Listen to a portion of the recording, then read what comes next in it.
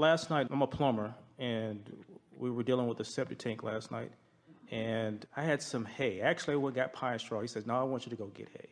So I had to go back to Home Depot, get the hay, and we covered up the grounds. And so I began to lay the hay out, and I said, okay, I know I need to be here early in the morning. And I began to look at the hay. And a part of the hay was, I don't know how long it's been sitting there. I mean, the rain and mold or whatever, I don't know. It just was not coming apart like it should. And I thought to myself, I said, it does not look like I have enough hay. And I know Home Depot's not open. So I need to have enough hay to lay out. And in my mind, these thoughts were going on in my mind. And it's not that my body was physically making these motions, but my mind, my thoughts were trying to go. So I called the Spirit God or Abraham or whatever, said to me, Paul, calm down. Calm down, Paul, calm down. And what it was saying was, calm your thoughts down. And when I finished, I found myself laying out more hay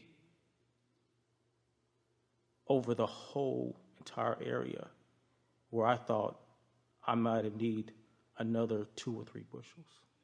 So shortage consciousness hasn't got anything to do with the reality of the condition.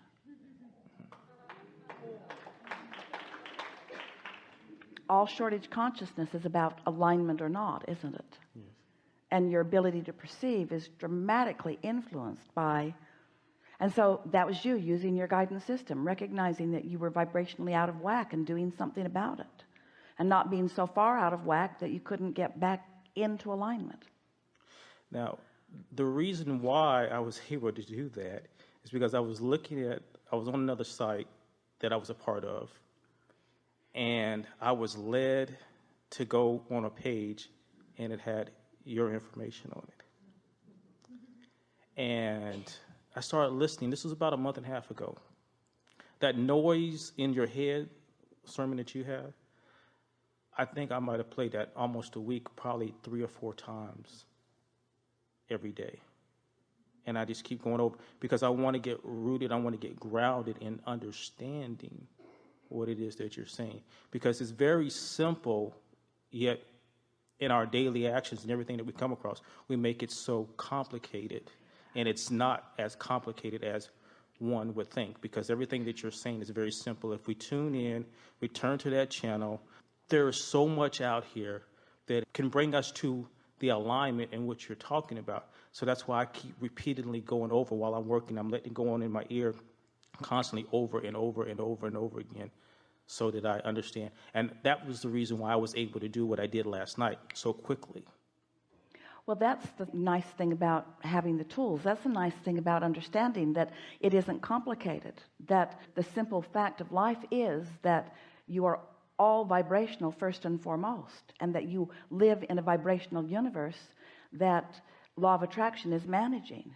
And that when you understand just that simple premise, and then you overlay your understanding that law of attraction is responding to all things by the important awareness that you are an extension of source energy, and that source energy part of you still exists, so that there is a vibrational relationship between what you really know and what you're allowing yourself to know in any moment.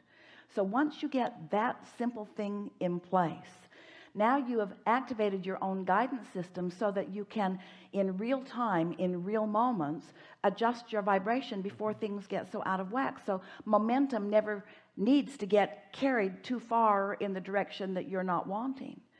This is what deliberate creation really is. We are especially enjoying the conversation as it relates to taking life as it comes to you. We like your realization that there is guidance in all things, that you always stand in a place where the path of least resistance has already been revealed to you. The question is, are you in a place of realizing what that path is?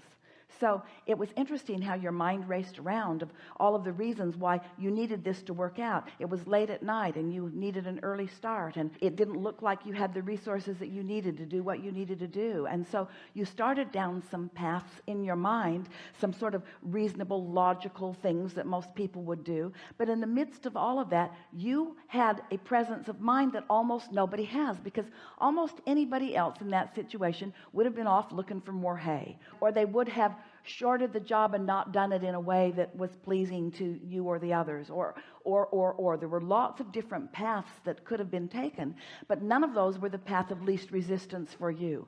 You wanted to finish, and you wanted to finish it right, and you wanted it to be the way you wanted it to be. And then that receiving of that, just calm down, just take a minute, just take a beat, just come into alignment. In other words, the resources are always there, and the resources are not just eventually there. The resources are always right here, there. They're here, and they're here now. You see, you just have to tune to them, and that's what makes people, and we can feel you on the verge of this, wanting to proclaim the miracles that you are enacting all day, every day. In other words, all kinds of freaky things happen that give you the evidence that you are in the right place at the right time, receiving a sort of supernatural, even freakish advantage that most cannot explain, but you're beginning to find a way of explaining it. You're beginning to understand the rightness of where you stand and the resources that are available for you at all times. Most important in this conversation is the satisfaction that you're having in the moment. We like we're reaching for the best word. We're offering Esther a vibration. She's all over the place trying. She wants to say cockiness. That's not the exact vibration that we're offering. Assuredness, security. Knowing is a good word, but there's another way of your expectation. Yes, that's the word. Your expectation of things always working out for you. That's the place that we wish you all to stand, in a place of expecting things to always work out for you, no matter what things it is that you are working on, that you are wanting to work out. Expecting things to always work out for you. That's true. Now, at the same time, as Michael Hernandez has said, our love, and you said this earlier, that, I need to focus in on how I give of myself to others, because you could see that happening for them when they're pulling and tugging on you. But there's a piece here that we really want to emphasize with you. Mm-hmm. We want you to understand that you are not the resource that they are looking for. Mm-hmm. You are an example of someone who is receiving the resources that are meant for all. Right. In other words, don't see yourself as something that they need. See yourself as someone who stands like they do in full reception of the resources that are being offered, because there's a little vibrational discord in that. Yeah. Standing in a really good place, and there is so much more coming for you, for all of you around.